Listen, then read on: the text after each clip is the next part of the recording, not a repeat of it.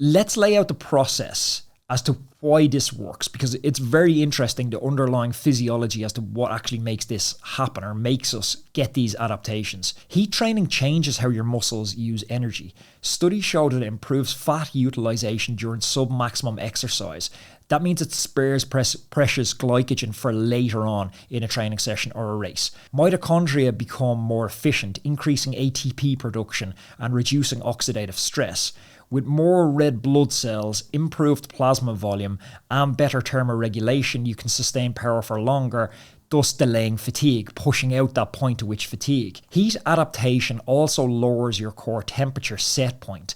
Once adapted, you start sweating at a lower temperature and your skin blood flow increases by 15 to 20%, which helps you to dissipate heat. This means you're less likely to overheat in a race and you can maintain a lower heart rate at a given power, which is just good news. One of the really cool things is the speed at which this adaptation happens though. It doesn't take a really long time. Heat adaptation happens faster, way faster than altitude adaptation. The first phase is like phase days 1 to 3 and we see plasma volume expand. The second phase we look at as like phase days 4 to 7 and that stimulates new red blood cell production. The third phase is like days 8 to 14 and that stabilizes and optimizes these changes.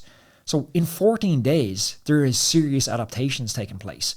The main adaptations occur in the first week and full adaptation happens after those 14 days. But even short protocols yield benefits. Studies show that heat training for under 7 days, it begins to improve temperature regulation and performance. However, sessions in that 14-day space seem to produce more pronounced gains. Let me now show you how the pros are using it, and then I'll walk you through an exact protocol which you can take, bring it home, copy it, and run in your home trainer setup to see if heat training is something you want to try experiment with. In the run-up to the Tour de France, social media was flooded with these images of Pogačar on his indoor training, wearing full winter kit, scarf, winter coat, everything. And a lot of us were wondering, what's going on? Why is he doing this? These pictures were all over social media. So after dominating the 2024 season, I don't even know how many races he won, a lot, but he wanted to keep improving. His new coach, Xavier Zola, prioritised heat adaptation going into 2025. Rather than just preparing for hot days in France, they used heat training to boost haemoglobin. Pogačar became a regular user of the core temperature sensor, monitoring his core temperature during sessions to ensure he hit that target zone.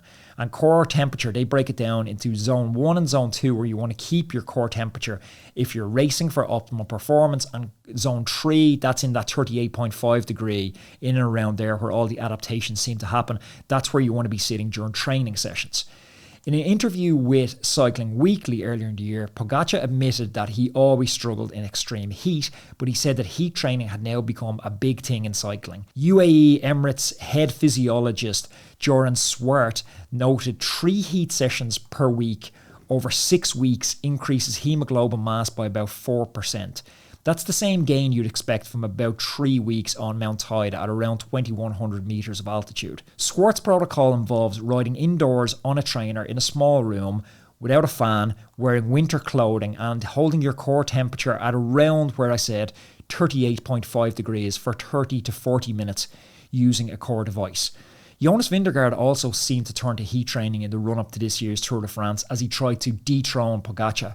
Jonas was seen training in 30-degree heat, fully overdressed, long sleeves, tights, scarf, everything.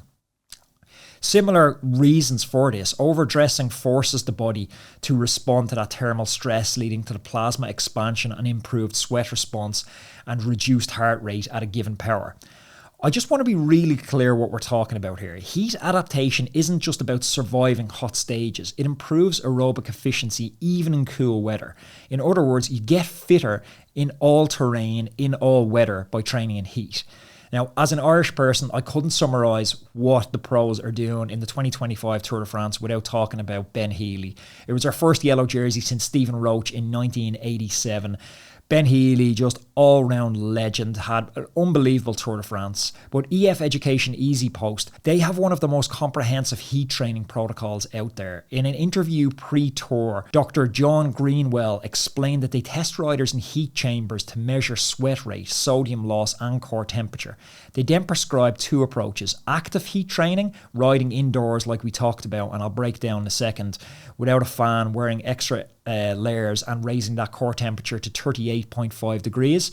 They were doing it for 45 to 75 minutes. But they have a second type of heat training called passive heat training with hot baths at 40 degrees Celsius. We're going to put a pin in that one and we're going to come back to it before the end, because this one is interesting, mainly because I've tried the active one and it really sucks and it's hard to do. So this sounds a lot less painful. So let's come back to it. Now we've seen how the pros are using heat training, let's walk through a practical plan, like something you can copy and paste, the template.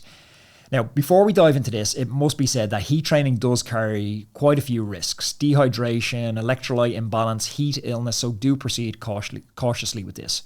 You're going to need an indoor trainer or a stationary bike. Small rooms are better. Increase the room temperature to 25 to 30 degrees Celsius. Use a space heater if you need to. Alternatively, you can heat train outdoors on a hot day, but ensure you do have shade afterwards and cold fluids, because cooling down when you try this outdoors is super hard. Step 2 is overdressing. Winter kit, long sleeve, tights, hats, or a boiler suit to trap that heat. Don't use a fan. The goal is to raise your core temperature quickly here. We're going to monitor the temperature. We want to know how high the core temperature is going up. A core temperature sensor, like Core device, clips onto your heart rate strap and it transmits real-time data to your bike computer.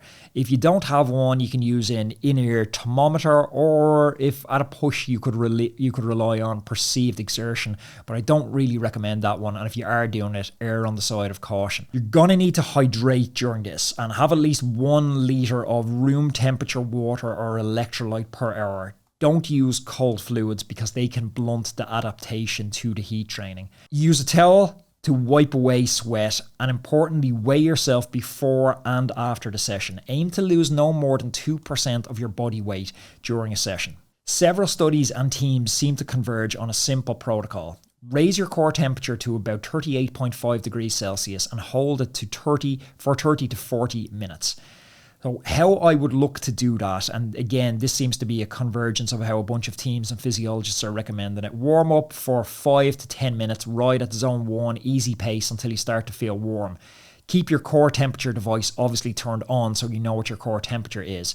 Then we're going to do a 20-minute what we'll call a heat ramp, where you increase power up to zone 3 while wearing all this winter kit, again closely monitoring your core temperature, and it should climb towards that 38.5 degrees Celsius. If you hit 39 degrees Celsius, that's when you can start backing off. Then we head into the maintenance phase, 30 to 40 minute maintenance phase. Once at 38.5 degrees, reduce power enough to sustain that temperature. There might be a little bit of playing around with it. For me, it's normally the top end of zone 1, the bottom end of zone 2, where I seem to be able to sustain that temperature after the heat ramp. You'll feel uncomfortable. It's pretty miserable, I won't lie to you. You're going to feel hot. You're going to sweat profusely. Drink water with sodium throughout it. Heart rate will be typically 10 to 20 beats. I've even experienced a 25 beats higher than normal at the same power, so you don't need to worry about that. Then you're going to cool down. You're stripping off all the layers. This is after the maintenance phase. Stripping off all the layers, getting some windows open, turning off the heat and having some cold fluids. Here you want to spin easy in zone 1 power just to flush out those metabolic byproducts of the session. I would start with maybe condensing that protocol to 60 minutes, including the warm-up and cool down for the first 5 days, then gradually extend it from 75 to 90 minutes over the next week. Complete 3 sessions per week, leaving at least 1 day between the sessions for recovery. And now if you want to try passive heat exposure like EF Education and Ben Healy, hot baths and saunas are effective alternatives. The EF program uses 40 degrees Celsius baths after training. Cyclists immerse themselves for 20 to 45 minutes, gradually increasing the duration. And research onto this particular area was from Michael Zuralou, and he found that hot water immersion after exercise produced heat adaptations similar to training in the heat. Saunas also work, but they're harder to control and can cause dehydration.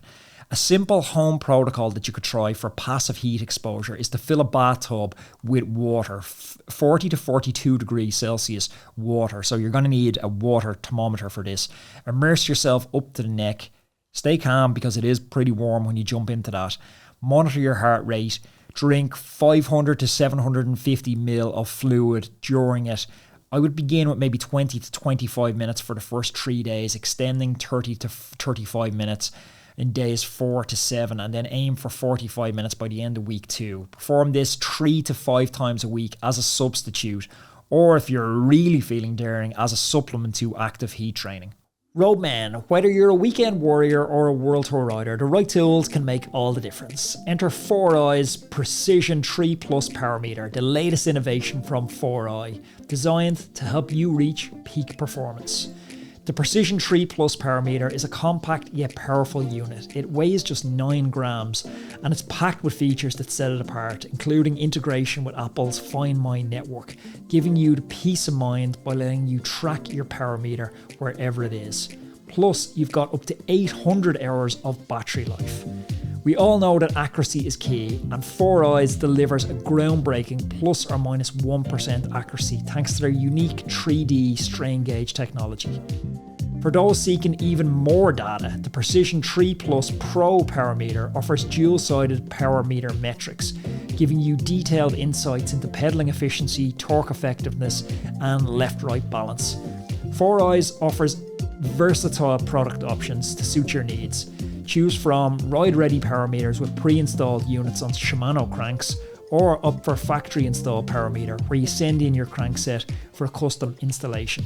Ready to elevate your cycling game? Trust 4i's Precision 3 Plus Power Meter. Precision, performance, and peace of mind all in one. Learn more by visiting 4iiii.com. That's 4iiii.com. I'm going to put that in the description down below.